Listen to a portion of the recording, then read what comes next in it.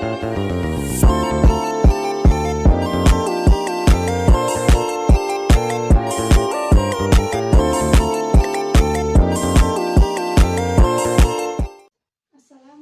warahmatullahi wabarakatuh. Selamat pagi anak-anak. Bagaimana kabarnya? Alhamdulillah kalau semuanya pada baik-baik. Untuk memulai pembelajaran pada pagi hari ini, mari kita membaca basmalah bersama-sama. Bismillahirrohmanirrohim. Semoga dengan bacaan basmalah tadi, semoga pembelajaran pada pagi hari ini berjalan dengan lancar dan mendapatkan ilmu yang bermanfaat. Amin. Untuk memulai pembelajaran pada hari ini, silahkan kalian cek kanan kirinya apakah teman-temannya udah pada datang semua apa belum. Dan siapa yang tidak masuk pada pagi hari ini? Ya, alhamdulillah semuanya pada masuk semua. Kalian masih pada ingat nggak? Minggu kemarin kita membahas materi tentang apa? Kemarin kita membahas materi tentang akhlak tercela. Di dalam akhlak tercela terdapat sifat apa saja? Yang pertama itu hubudunya. Hubudunya itu merupakan suatu sifat yang lebih mengutamakan kecintaannya terhadap duniawi, sehingga melupakan bahwa terdapat juga kehidupan kelak di akhirat. Yang kedua yaitu hasad. Hasad itu merupakan suatu sifat iri atau mendengki yang dimiliki oleh seseorang terhadap orang lain, sehingga dia itu berusaha untuk menjatuhkan orang lain agar orang lain itu gagal. Hasad itu diibaratkan seperti api yang memakan kayu bakar. Yang sifat yang ketiga yaitu ujub. Ujub itu apa? Ayo, siapa yang masih ingat? Ya, ujub itu merupakan sifat terlalu bangga terhadap apa yang telah diraihnya, yang secara sikap bangga secara berlebihan terhadap apa yang telah diraihnya gitu. Sifat yang keempat apa? Ayo, siapa yang masih pada ingat?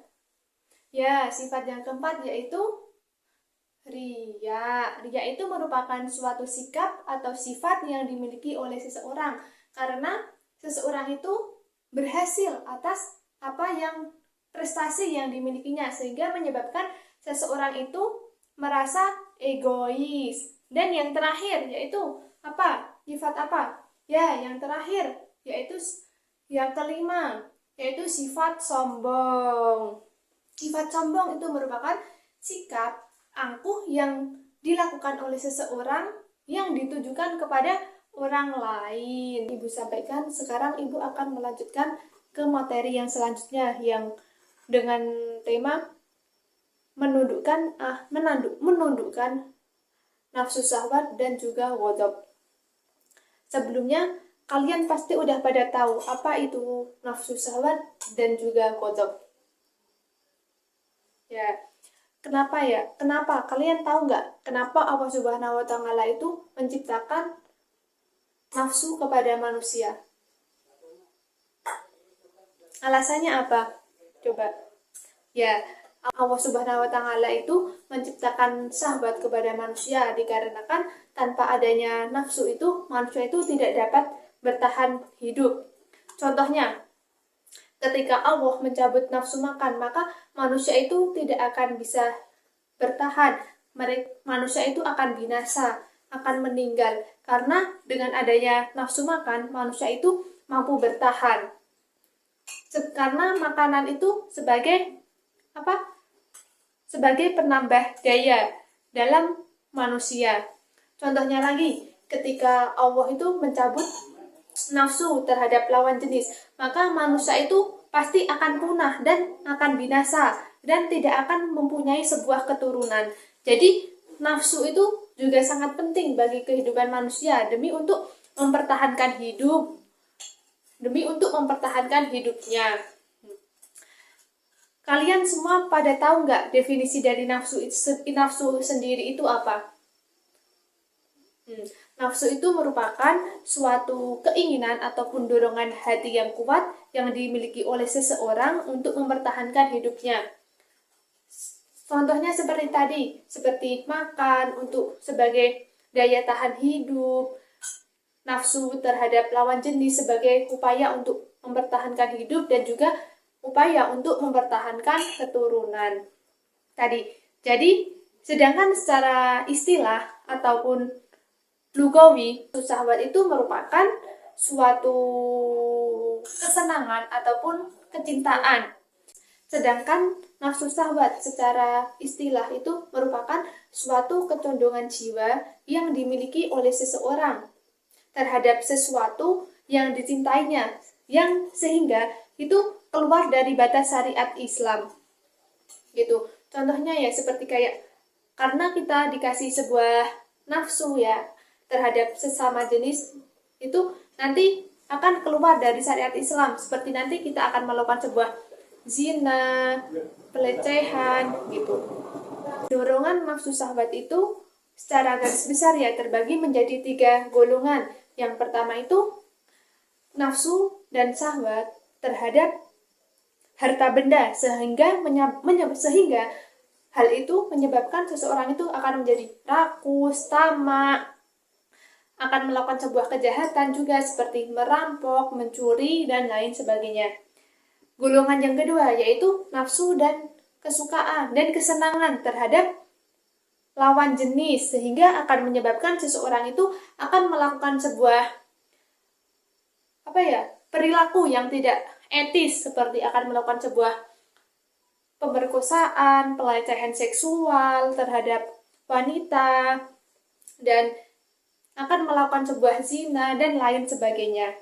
Itu golongan syahwat dan kesenangan terhadap jabatan dan juga kedudukan, sehingga menjadikan seseorang itu akan memimpin dengan otoriter dan juga zalim. Menurut kalian, nafsu syahwat itu sangatlah berbahaya apa tidak? Ya, nafsu syahwat itu sangatlah berbahaya jika tidak dapat terkendalikan. Salah satunya yaitu seseorang itu tidak akan merasa puas terhadap apa yang telah dimilikinya. Mereka itu akan berusaha terus untuk memenuhi apa yang mereka inginkan agar bisa tercapai. Yang kedua, mereka itu tidak akan mampu mementingkan agama dan juga mendapatkan ridho dari Allah Subhanahu wa Ta'ala. Padahal kan ridho dari Allah Subhanahu wa Ta'ala itu sangatlah penting ya bagi kita semua.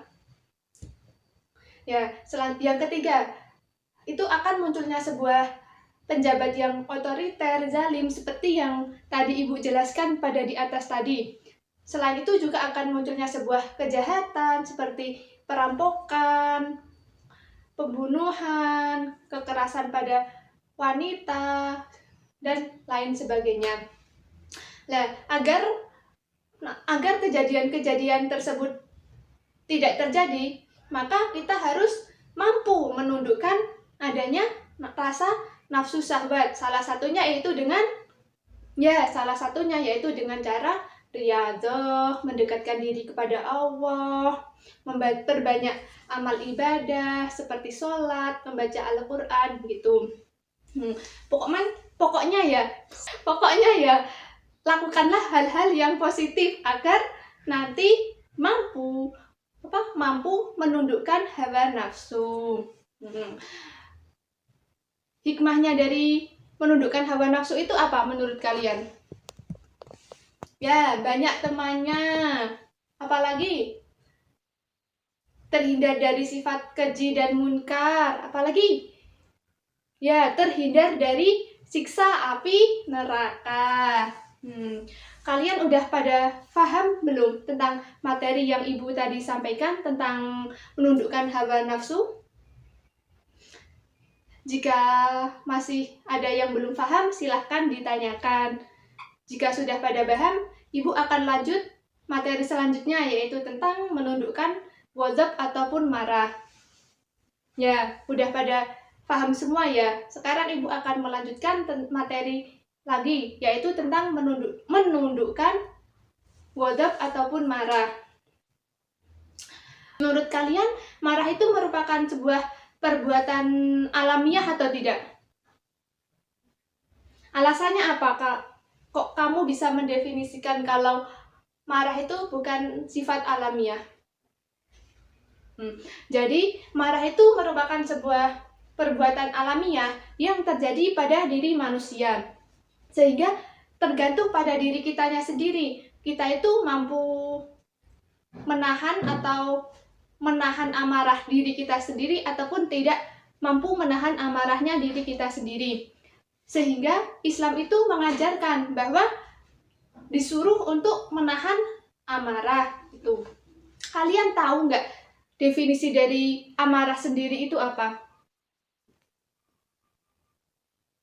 Nah, amarah itu merupakan suatu sikap yang dimiliki oleh seseorang karena mereka itu merasa panas hati terhadap suatu kejadian ataupun peristiwa tertentu, seperti karena mereka itu merasa depresi, sakit hati terhadap orang. Bisa juga dia itu mengingat tentang masa lalunya yang dulu itu dia pernah mempunyai sebuah kejadian terhadap masa lalunya yang masih membekas di hati gitu. Terus mereka itu bisa membuat mereka itu marah tuh.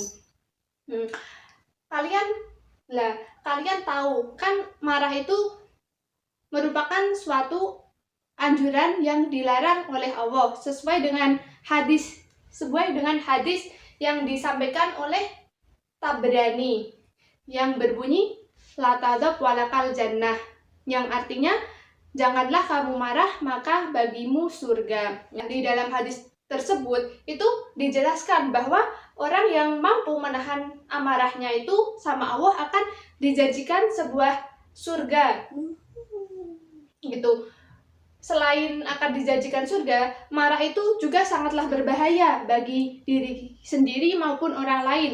Bagi diri sendiri contohnya itu nanti tekanan darahnya kita itu akan naik sehingga dapat menyebabkan sebuah penyakit seperti darah tinggi, stres, serangan jantung, gangguan pernafasan.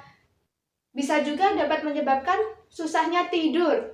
Sedangkan bagi orang lain itu masalah itu tidak akan menyelesaikan, marah itu tidak akan menyelesaikan sebuah masalah, akan tetapi akan menambah sebuah masalah sehingga nanti dapat terjadi sebuah pertengkaran, bahkan sampai juga bisa nanti terjadinya sebuah pembunuhan.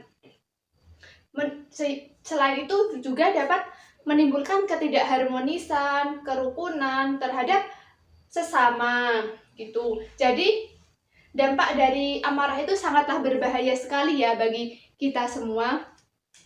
Ya, agar kalian bisa mengendalikan diri dari marah itu bisa juga dilakukan dengan cara apa? Coba.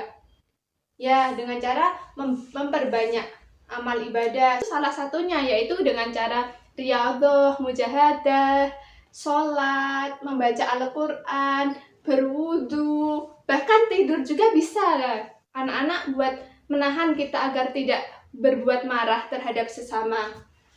Apakah dari penjelasan Ibu tadi kalian udah pada paham semua? Apakah atau masih ada yang belum kalian pahami? Kalau udah kalian paham semua, Ibu sekarang akan memberikan kalian sebuah tugas. Silahkan kalian membentuk menjadi 2 kelompok. Kelompoknya terserah ya, kalian milih sendiri-sendiri. Tugasnya yaitu kalian membuat mapping dari materi yang telah Ibu sampaikan tadi. Kelompok 1 membuat map mapping dengan tema menundukkan hawa nafsu, sedangkan kelompok 2 dengan tema menundukkan ghadab ataupun marah. Untuk mengerjakannya, Ibu kasih waktu kalian 3 menit ya, kurang apa tidak? Ya, Ibu kasih waktu 3 menit ya. Silahkan membentuk kelompoknya dan dikerjakan. Kelompok 1 apakah ada kendala? Tidak. Kelompok 2 ya, silahkan dikerjakan dengan semaksimal mungkin ya. Waktunya masih ada 3 menitan lagi. Silahkan dikerjakan dengan semaksimal mungkin. Nanti kalau udah selesai, silahkan dibawa maju ke depan. Waktunya udah habis ya anak-anak, silahkan bawa maju ke depan. Ya, ini hasilnya dari kelompok 1 tentang menundukkan nafsu syahwat ini. Dan ini dari hasil dari kelompok 2 dengan tema menundukkan ghadab ataupun marah ini. Terima kasih kalian telah mengikuti pembelajaran Ibu pada pagi hari ini dan meluangkan waktunya untuk mengerjakan tugas sesuai semaksimal mungkin yang kalian bisa dan hasilnya juga memuaskan. Kesimpulan dari materi yang telah tadi Ibu sampaikan yaitu mengendalikan nafsu syahwat dan juga amarah itu merupakan bagian terpenting dalam membentuk sebuah kepribadian dan spiritualitas seorang muslim. Dengan mengendalikan keduanya, seseorang itu dapat hidup dengan damai, tentram, dan juga dapat mendekatkan diri kepada Allah. Mempunyai sebuah quote, yaitu orang yang kuat itu bukanlah orang yang pandai bergelatih, akan tetapi orang yang kuat itu ialah orang yang mampu menahan hawa nafsunya dan juga amarah. Demikian yang dapat Ibu sampaikan dalam pembelajaran pada pagi hari ini. Apabila ada yang kurang paham atau kurang dimengerti, silahkan ditanyakan atau membaca atau dibaca sendiri di dalam bukunya ya. Sekian dari Ibu. Apabila ada kata yang kurang, mohon maaf. Wassalamualaikum warahmatullahi wabarakatuh.